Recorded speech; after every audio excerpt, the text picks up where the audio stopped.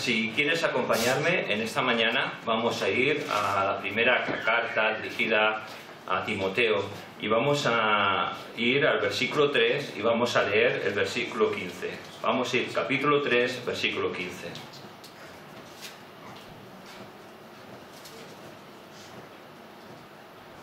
Dice así: para que si tardo sepas cómo debes conducirte en la casa de Dios, que es la iglesia del Dios viviente, columna y baluarte de la verdad.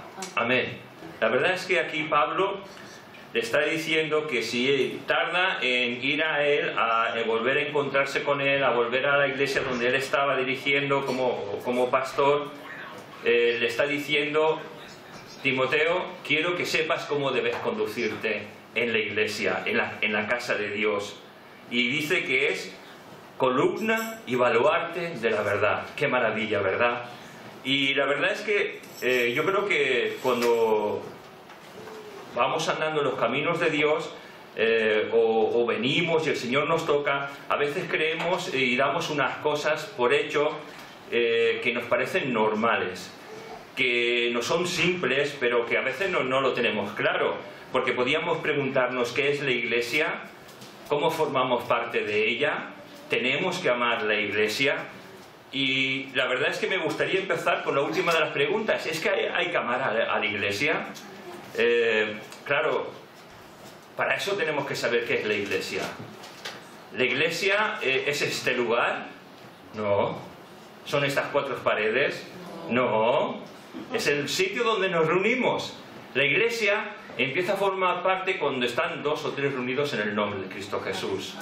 Ahí empieza a formarse parte de la iglesia. Aquí venimos, fijaos, todos los que aquí estamos, que hemos sido comprados y limpiados bajo la sangre del Cordero de Dios, somos la iglesia. ¡Qué maravilla!, ¿verdad? No son estas 4 paredes, no es el local, somos tú y yo, que venimos para adorar y alabar al Señor, los redimidos por el Cordero de Dios. Y yo creo que esta palabra, muchas veces redimir, se emplea mucho en la exposición de la palabra de Dios, pero tendríamos que saber lo que es redimir. Yo lo he tenido que buscar en el diccionario, porque si no, si os tengo que explicar qué es redimir, no sabría explicarlo de una forma sencilla. Y el diccionario, cuando hay algo que una palabra nos cuesta explicarla, lo mejor es a un diccionario normalito que lo puedes comprar, o te metes, si tienes internet, picas Google, buscas el diccionario de la Real Academia Española y ahí te sale. Pero vamos, no me quiero enrollar. ¿Qué es redimir? Y dice así: es librar a una persona de una obligación, de un dolor o situación personal. No me aclara mucho, al menos a mí, pero tiene otra definición también. Dice: conseguir la libertad de una persona o sacarla de la esclavitud mediante el pago de un precio. Caray, qué pasada, ¿no? Porque, ¿sabes? Esto es lo que hizo Cristo con nosotros. Pagó un precio, el precio de dar su vida por amor hacia cada uno de aquellos que estamos aquí. Cristo dio su vida por ti y por mí, y pagó un precio terrible en la cruz del Calvario. No tan solo fue su muerte física, sino que mi pecado y tu pecado recayó sobre él. Y el pecado de toda la humanidad, de los asesinos, de los violadores, de cada persona que ha maltratado a otra, que todo eso cayó sobre Cristo, sobre Jesús, sobre nuestro amado, en la cruz del Calvario. Y eso lo hizo por amor a ti y a mí. Amén. Qué maravilla, ¿verdad? Antes éramos esclavos del pecado y de la condenación, y Jesús vino para traernos libertad. Qué maravilla, ¿verdad? Mira, en Romanos 6:23 nos dice esa condición de la cual formábamos parte. Dice, del 20 al 23, perdón, porque cuando erais esclavos del pecado, erais libres acerca de la justicia. Pero ¿qué fruto teníais de aquellas cosas de las cuales ahora os avergonzáis? Porque el fin de ellas es muerte. Mas ahora que habéis sido libertados del pecado y hechos siervos de Dios, tenéis por vuestro fruto la santificación y como fin la vida eterna. Escucha bien, porque la paga del pecado es la muerte, mas la dádiva de Dios es vida eterna en Cristo Jesús, Señor nuestro. Amén. Amén. Porque lo que Jesús hace es traernos vida, es traernos libertad a nuestras vidas. Mira, cuando no lo conocíamos, éramos libres acerca de la justicia. Nos lo está aquí diciendo Pablo. No teníamos ninguna sabiduría, no sabíamos nada, actuábamos por inercia. Pecábamos y no sabíamos lo que hacíamos, pero cuando vino Cristo nos hizo entender lo que hacíamos y nos liberó de todo ello, para que poco a poco andemos, como dice, en santidad.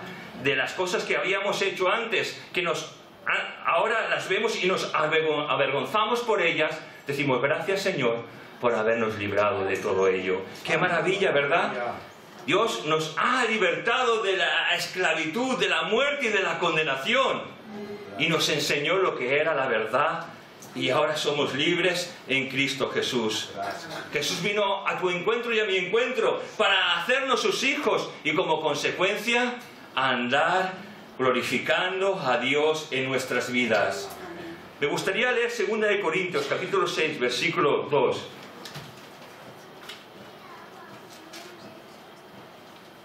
Dice, así pues nosotros, como colaboradores suyos, os exhortamos también a que no recibáis en mano la gracia de Dios.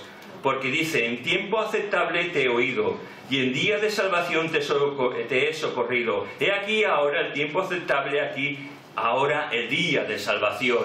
Y si tú no conoces al Señor, si eres la primera vez que vienes a una iglesia, bienvenido, tienes la oportunidad de conocer a Jesús. Amén. Tienes la oportunidad de que Jesús venga a tu vida. Tienes la oportunidad de acercarte a Él para que te redima, para que nuevamente puedas entender y comprender la grandeza de nuestro Señor y de cómo Él nos quiere hacer verdaderamente libres. Porque no pienses que eres libre, eres esclavo del pecado, eres esclavo de tu propia carne, de tu propia manera de pensar, pero Cristo quiere traerte la verdadera libertad. Amén. Hacerte libre, porque si el Hijo de Dios te libertara, dice la palabra de Dios, serás verdaderamente libre. Y a lo mejor vienes con pensamientos de que, bueno, o con cadenas que piensas que no pueden ser quebrantadas, que no pueden ser quitadas. Mira, para Dios no hay nada imposible. Dios todo lo puede. Dios puede librarte del tabaco, de la droga, de la sensualidad, de todas las cosas que puedan atarte como una persona, porque Dios tiene esa facultad de poder traer libertad. Amén. Ojalá puedas acudir a ese Dios maravilloso que está aquí en medio de nosotros. Ahora es tu tiempo aceptable, tiempo de salvación para tu vida. Y a los que somos hijos de Dios, y ese maravilloso regalo que Dios nos ha dado de formar parte de esa iglesia de Dios. ¡Qué maravilla! ¿Sabes? Porque cuando formamos parte de esa iglesia que está formada por hombres y mujeres, Dios ha puesto un orden. Porque Dios, nuestro Dios, es un Dios de orden. No podemos venir y hacer lo que queramos, sino que todo ese orden que Dios ha puesto es para perfeccionar a sus santos. Y Dios pone a hombres para poder dirigir a su iglesia, para que puedan formar y guiar y nutrir a esa iglesia que somos todos nosotros. Mira, vamos a leer Efesios 4:13.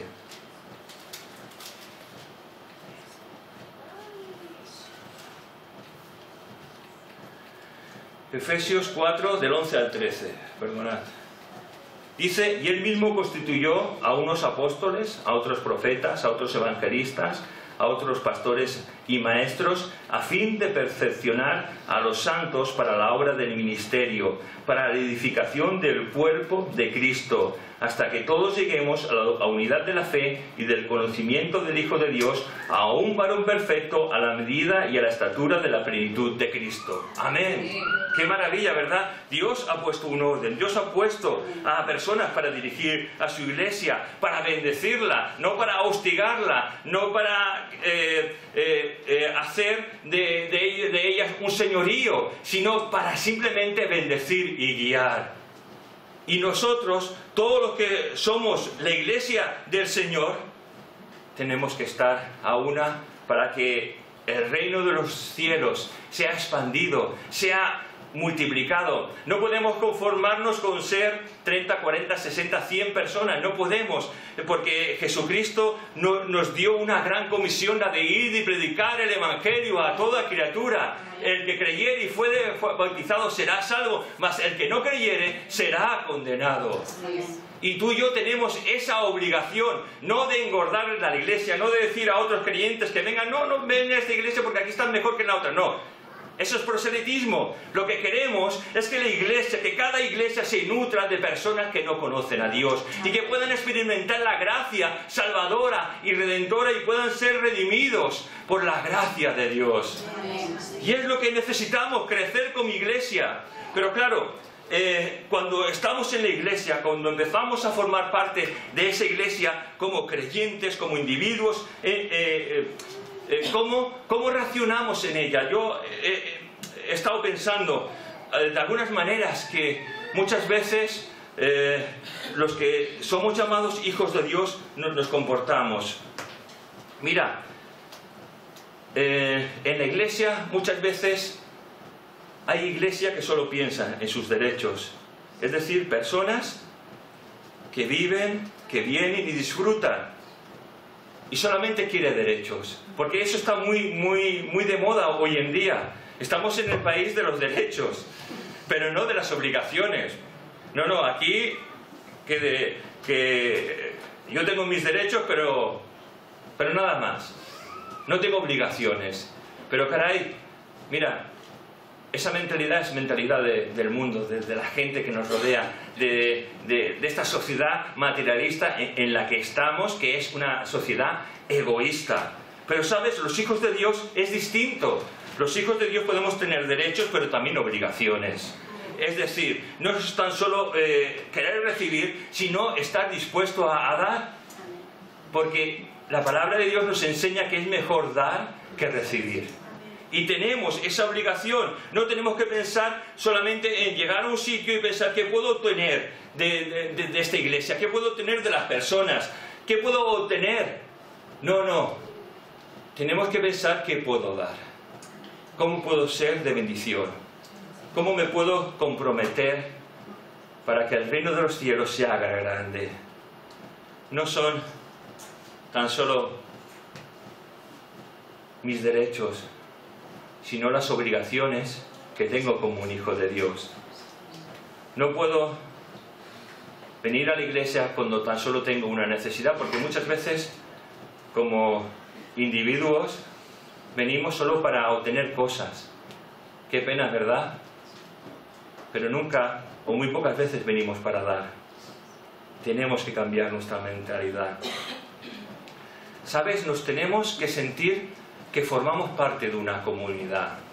El rótulo de esta iglesia pone asamblea evangélica. Yo creo que es perfecto, asamblea. Es la reunión de los santos. Y venimos para alabar, para bendecir, para apoyarnos, para hacer que Dios nos utilice, para poner nuestros dones, tanto naturales como nuestros dones espirituales, a la disposición de Dios en la iglesia de Cristo. En esa iglesia a la cual cada uno de los que estamos aquí formamos parte. Mira, muchas veces estamos tan acostumbrados a según qué cosas. A mí a veces me hace mucha gracia cuando viene una persona que no la conoces de nada. Yo soy creyente, soy cristiano, y a veces me ha pasado, tengo un nene, quiero presentarlo al Señor. Bien, pues vale, lo presentamos al Señor y ya no vienen más. A lo mejor vienen al cabo de un año, es que tengo un problema. ¿Somos así, de egoístas? Venimos solo para obtener cosas. ¿Sabes? Eso es religión. Nuestro deber es no ser religiosos, sino ser templos de Dios.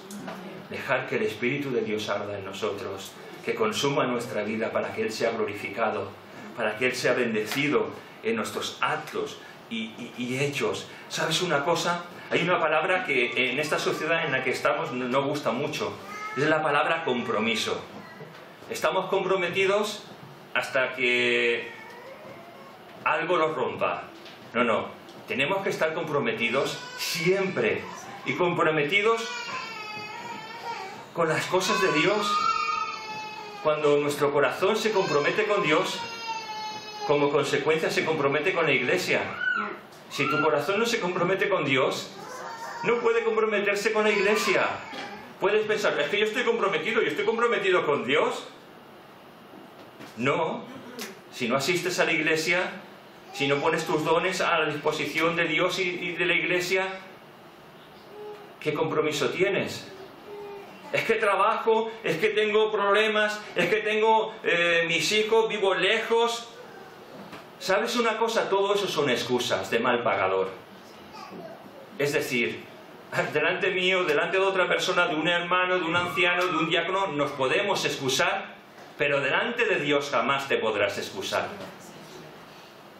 Porque las excusas se convierten en mentiras que incluso muchas veces no las queremos. ¿Sabes? Una persona mentirosa empieza a decir mentiras, y llega un momento, yo he llegado a conocer a personas que han sido casi mentirosos compulsivos, por decirlo así.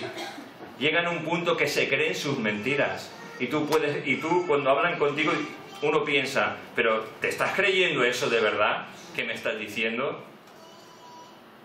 Y a veces tienes que hablar con esas personas y decir, pero chato o chata, ¿qué me estás diciendo?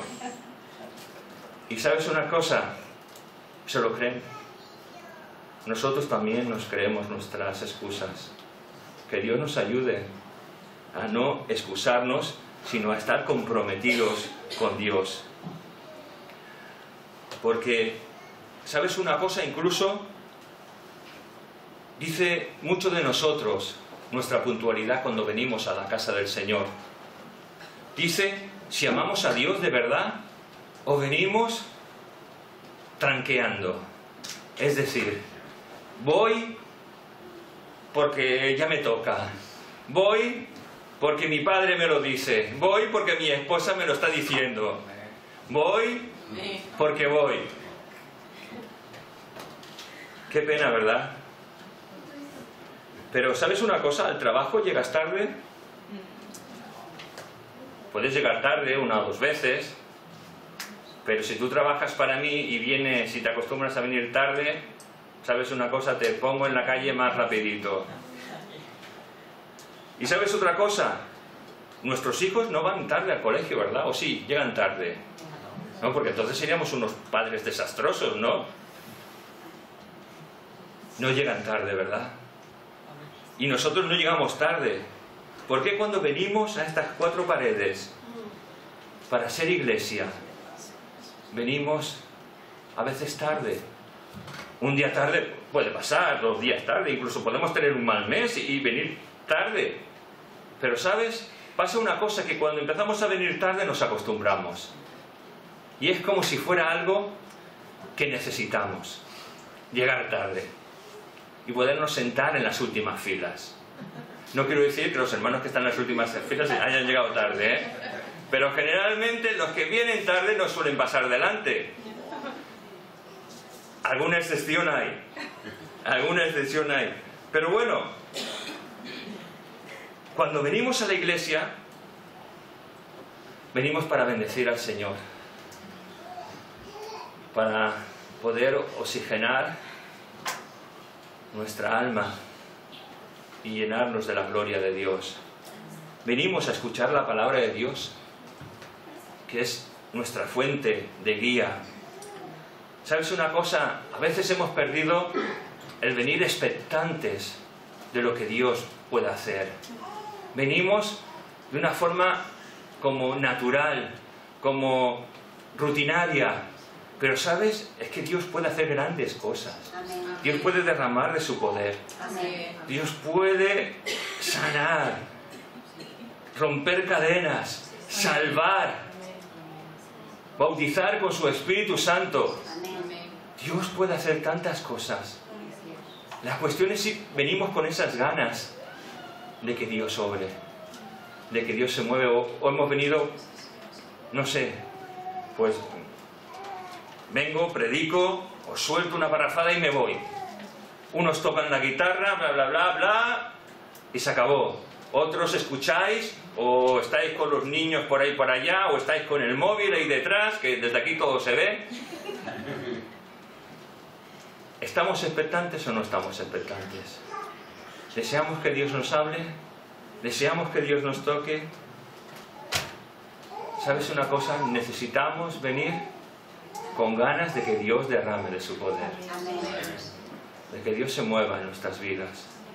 De que Dios quite mucha basura escondida que hay en nuestros corazones. Y que el fuego de Dios arda en nosotros, bendiciendo nuestros corazones. ¿Vamos a los cultos de vez en cuando? Mira, cuando estamos no muy bien en nuestros caminos con Dios, muchas veces, generalmente, o cuando tenemos problemas, no sé por qué, pero lo pagamos muchas veces con el Señor. Y a veces nos alejamos de la iglesia, del hecho de venir y de poder alabar a Dios y de venir, de escuchar su palabra y de estar expectante por si Dios puede tocar nuestras vidas. Porque Dios puede tocar nuestras vidas y puede cambiarlo todo en un momento. Todo lo puede cambiar y traer bendición y vida y paz. Y cuando dejamos de asistir a la iglesia y como consecuencia pasa que también dejamos de leer la palabra de Dios y como consecuencia también dejamos de orar con el Señor, ¿sabes? Entonces poco a poco nos estamos muriendo. El morir es símbolo de dormir y cuando empezamos a dormirnos es terrible porque el mundo se nos pega a nosotros, pero con una brutalidad tan grande que las cosas que muchas veces teníamos claras de parte de Dios, dejamos de tenerlas claras. De que empezamos a flirtear con las cosas de este mundo. Que dejamos de pensar que lo importante es Dios y venir para alabarle y bendecirle. Y nos inclinamos más bien por otras cosas. Mira, estoy leyendo ahora el libro de los Reyes. Y hay una cosa que me asombra mucho, y es que en el libro de los Reyes el reino de Israel se dividió en dos, el reino del norte y el reino del sur. El reino del norte con 11 tribus y el reino del sur con una sola tribu. Ahí estaba Judá y Benjamín. Pero, ¿sabes una cosa? Los reyes del norte, casi todos, hicieron lo malo ante los ojos de Dios. En el reino del sur, por la misericordia de Dios, muchos de los reyes hicieron lo correcto delante de los ojos de Dios. Pero, ¿sabes? Pero pone un pequeño apéndice, una pequeña postilla, por decirlo así. Dice, pero aun haciendo lo correcto, no quitaron de sí los lugares altos. Caray, no quitaron los lugares altos. ¿Tenemos lugares altos nosotros? Que Dios nos ayude, ¿verdad? A no dejarnos de congregar, a no dejar de orar, a no dejar de leer la palabra de Dios. Mira, me gustaría leer lo que dice la palabra de Dios, porque uno puede aquí decir muchas cosas, pero sobre todo es la palabra de Dios la que tiene que hablarnos y decirnos las cosas, ¿verdad? Mira, vamos a ir al libro de Hebreos, al capítulo 10, versículo 25.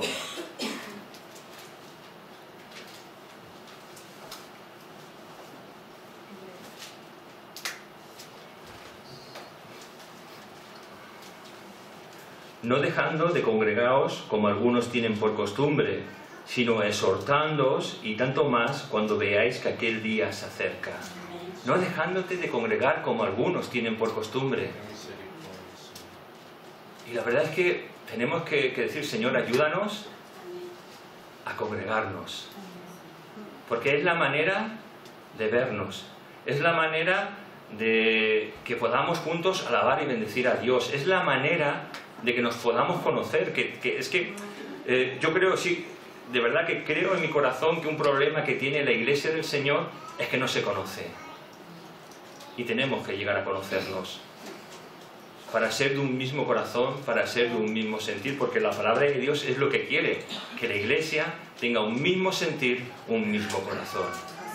Y la verdad es que necesitamos, mira, y también vamos al libro de Efesios,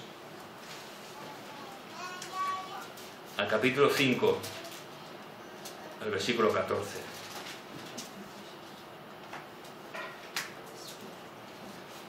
Por si estás dormido, por lo cual dice, despiértate tú que duermes, y levántate de los muertos y te alumbrará Cristo. Si hay alguno que está un poco dormido, hoy es tu día. Ha sonado el despertador para ti porque Dios quiere bendecirte, Dios quiere levantarte, Dios quiere que reanudes tu vida como hijo de Dios, como siervo de Dios. Maravilloso y precioso que nos ha salvado. ¿Sabes? Personalmente encuentro que la Iglesia es como una familia en la cual Dios va trabajando poco a poco. Digo que es como una familia, aunque las comparaciones siempre son malas, pero bueno. Y como en toda familia existen sus cosas buenas y sus cosas malas, ¿verdad? Y como en todas las familias existen problemas y dificultades. Y en la Iglesia del Señor también hay problemas y dificultades. Hay enfados entre los hermanos. Hay hermanos que por tonterías pueden dejar de hablarse. Pero ¿sabes una cosa? No es cuestión para que el orgullo sea algo que predomine entre los hijos de Dios. El orgullo nos separa. El orgullo nos pone una piedra de separación para que nos pidamos perdón unos a otros. Porque mira, la palabra de Dios nos dice que tenemos que amar a Dios por encima de todas las cosas y a tu prójimo como a ti mismo. Pero fíjate qué maravilla que es la palabra de Dios, que también nos dice en Juan que si dices que amas a Dios, al que no ves, ¿cómo puedes amar a tu hermano al que ves? ¿Cómo puedes decir que lo amas? Tenemos que amarnos unos a los otros. Porque Dios es amor. Y el amor de Dios es la gran maravilla que existe en la llamada Iglesia del Señor. Es la que une. Es el vínculo de unión entre unos y otros.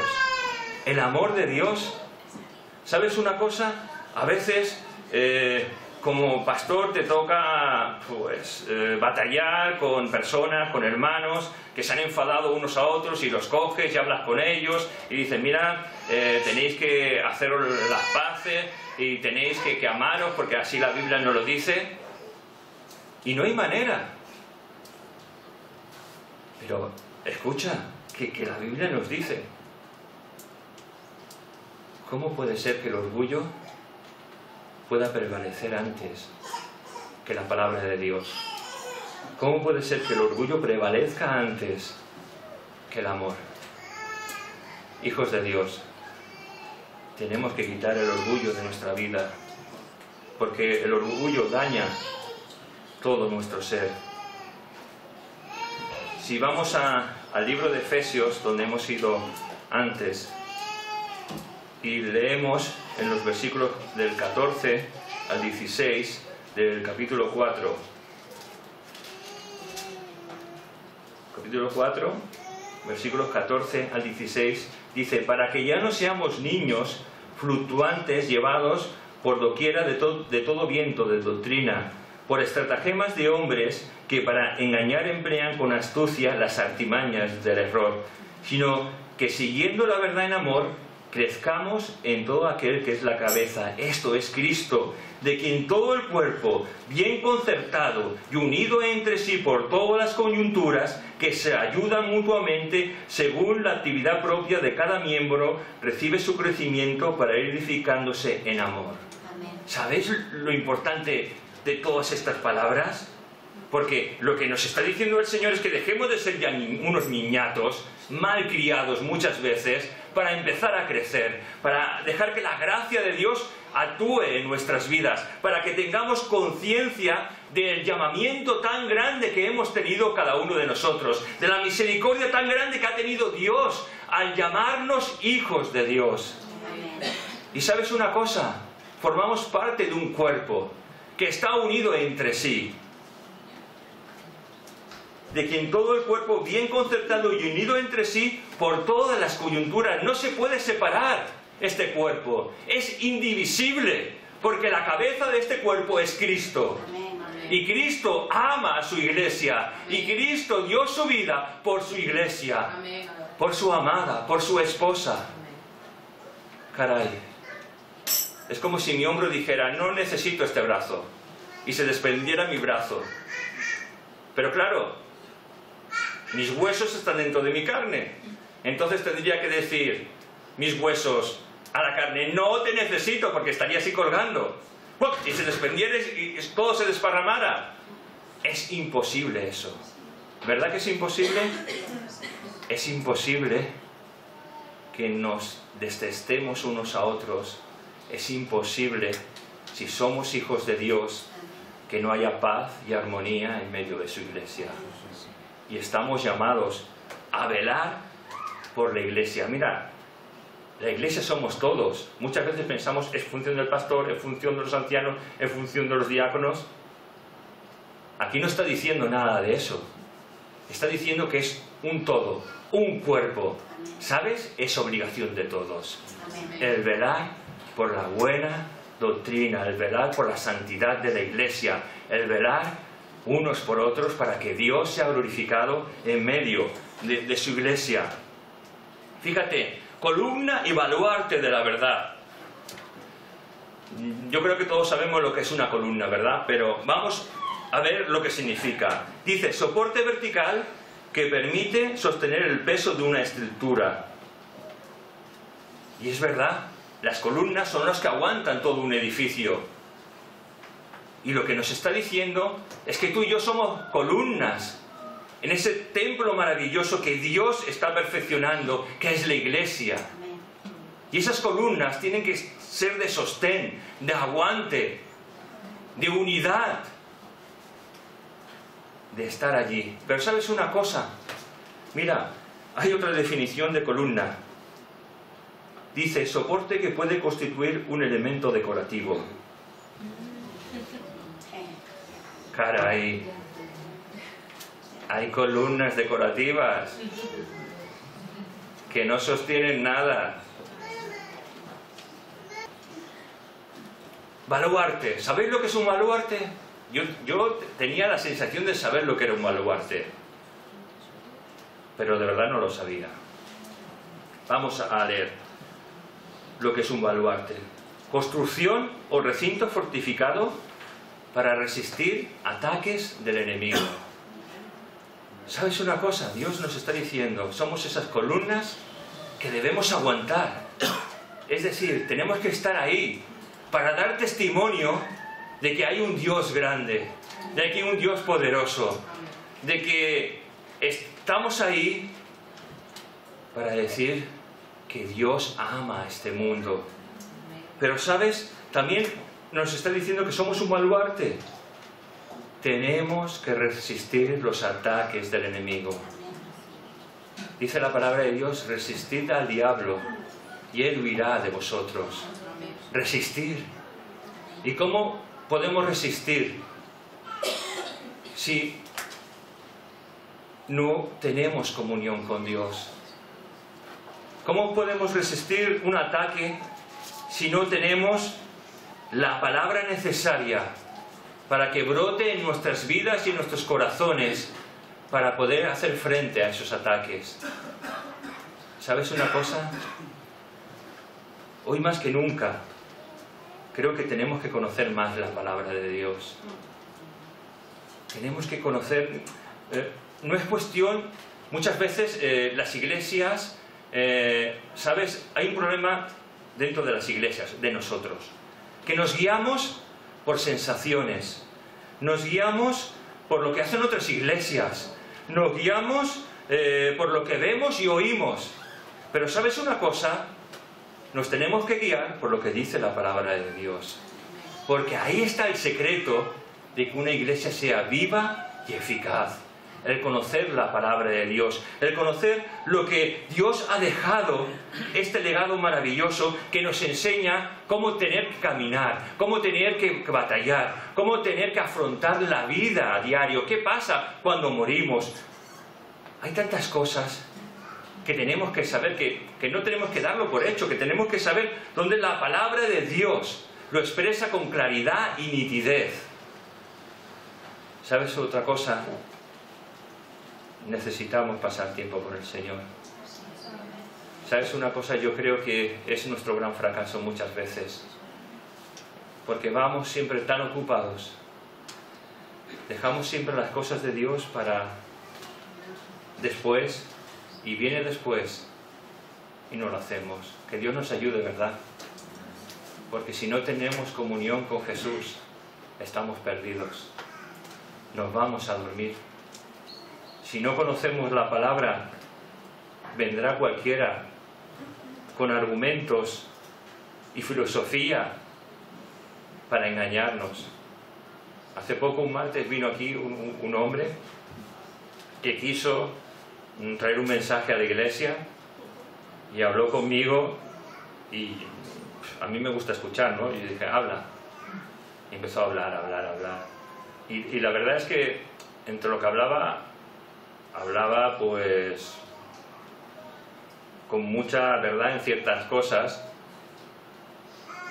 hasta que se le vio las plumas y, uy, por ahí no vengas. ¿Y sabes una cosa? ¿Cómo contestar a alguien que te está diciendo algo que es casi verdad? Una cosa que es casi verdad ya sabemos que es una mentira. ¿Cómo contestas? Por la palabra de Dios. Y cuando llega el punto en el que contestas con la palabra de Dios, con esa palabra correcta que Dios pone en nuestros corazones tantas veces, y está todo argumento destruido. Pero ¿sabes una cosa? Necesitamos conocer la palabra de Dios y que Dios nos ayude a conocer la verdad. Muchas veces podemos decir, como en la iglesia de Corintios se decía, yo soy de Pablo, yo soy de Apolo, yo soy de Cristo, y muchas veces hacemos casi partidismo en la iglesia. Mira, en la iglesia no tiene que haber partidismo. Todos somos uno delante de Dios.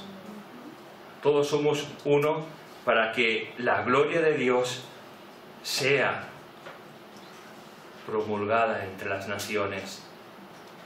A lo mejor estás aquí como iglesia de Dios en esta mañana y piensas, ¿cómo puedo servir a Dios?